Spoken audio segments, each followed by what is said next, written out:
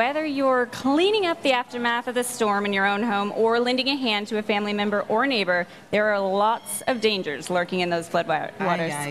Well, here to help us safely navigate the waters is Dr. Noreen Mayberry, the ToxDoc. Okay, Noreen, we know that you were on 92.5 this morning with our friends over there. Shout out to Kim Ganye. Yes. ToxDoc Radio. What are some things that we need to be looking for, some dangers? Okay, so first thing I want people to do is protect their skin and protect their respiratory system. A lot of people think, okay, floodwaters have receded, I can just wear whatever I want and I don't have to worry about my skin. So after Hurricane Harvey and the floodwaters people were in, we're seeing an upsurge in the skin infections that I warned about.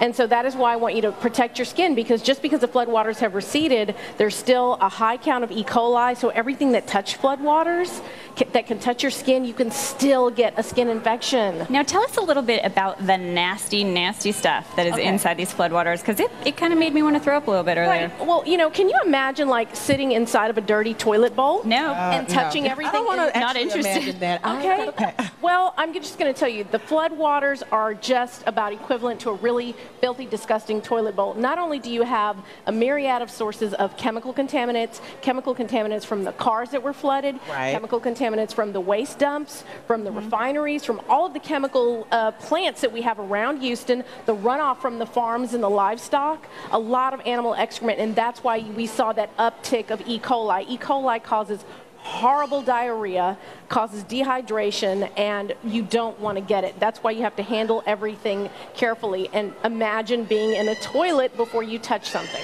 So tell us a little bit about how we can protect ourselves, because people are in the cleanup phase and they're anxious to get in their homes right now and they want to get in there. What do we do? Again, so I'm going to go back to protect the skin. Before you touch anything, you need to have at least these gloves. These are nitrile gloves. Yes, absolutely. These nitrile gloves are wonderful because not only do they slip on easily, they don't have the latex, so people who may have latex allergies and don't know about them, these will not cause for you, they won't cause you to start scratching or itching. They're available absolutely everywhere. Now, when you are touching something, even these Clorox wipes, you want to have protective gloves. You want to have protective gloves. Yeah, because I see commercials with women just using them with their... because you think that they're safe because they, clean up all the viruses and exactly. you want to put... Not safe for your skin. All the time. Derek Shore, did you hear that? You are always using these, so you got to wear your gloves. Safe with your skin. The long-term game is you know how sometimes your nail beds start to peel and your skin just isn't as soft? It's because you're touching this and handling it without protective equipment. So think about that when you're out there entering a home that's no longer has flood water, but you've got little shorts on and a little shirt on because it's hot. Everything that's in the air, your fabric is porous, meaning that it is like a sponge, and it will just draw everything that's contaminated in from the air onto your clothing. That's why I want you to wear like a painter's Tyvek suit. Put that on over your clothing. I know it's hot, but it's worth it, because if you don't and your clothes are contaminated, you get in your car, you cross-contaminate your car. You go home, you cross-contaminate your home. So you're spreading everything to everyone. It all over the place. So we put on gloves first. Yes. What's next? So what's next would be definitely protecting the rest of the skin. So that Tyvek suit, putting that on, and wearing shoes that are not, porous, like tennis shoes or sandals or flip-flops. Don't wear sneaks? No sneaks. Wow. What are you going to do? On the rubber boots. Wow. Okay, the rubber boots will repel water. It's impenetrable to water. So even though you're not in a flood, you still want to have something like duck shoes or rubber boots to protect the feet. What are duck shoes? Duck shoes are like rain shoes, and they've got this cute little kind of brown front. It looks like a duck wading with I'll have to show you some duck shoes. I know, I need some duck shoes. Duck shoes. So and then definitely, so this is a pair of waders. I like these waders because they'll protect the skin. However, if you are going into a flood contaminated zone, get some that are plastic on the outside and won't absorb water. You get these from Walmart, Target? You can get this from Academy,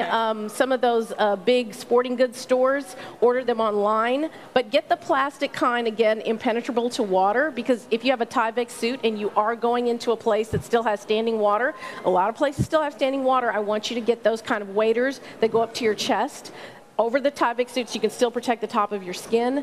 That is the best thing you can do. But also, main things you have to protect is your face. Now, this is actually to to protect you if you're giving somebody mouth-to-mouth resuscitation. But I'm going to use this because you want to cover. It does the same thing. Yes. Right. Cover the nose, cover the mouth. If you have beards or facial hair and you have on an N95 respirator, that's the ones you can throw away. N is in Noreen, 95. You put that on. If you have a beard and it's going to break the seal, it's like not having anything on. So remove the facial hair, at least, you know, that's outside of this zone. Same thing with half-face respirators. If you have a beard and you want to wear it and you want to keep working, get a full-face respirator that goes all the way around the hair so that you don't break the seal. Man, some guys are not going to be too happy about that, especially because, you know, the beards are in right now, so they're going to have to zip. But the beards just attract all of the nastiness, and it's not allowing you to protect your respiratory system and your central nervous system. Now, real quickly, because we are running out of time, I know you wanted to touch on the first aid kit and the importance of having one of these around. So. Absolutely. There's lots of sharps out there.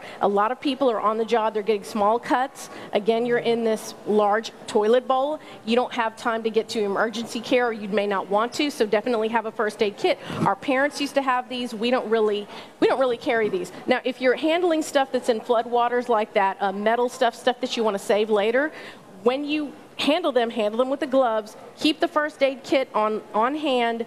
Clean, disinfect right away. You can't have enough of this hand sanitizer, anti-itch gel. And Clorox too, right? Okay, so the Clorox cleans and kills all species of mold. Okay. The problem is if people are trying to pour this on sheetrock. Sheetrock is like candy for mold, not Clorox.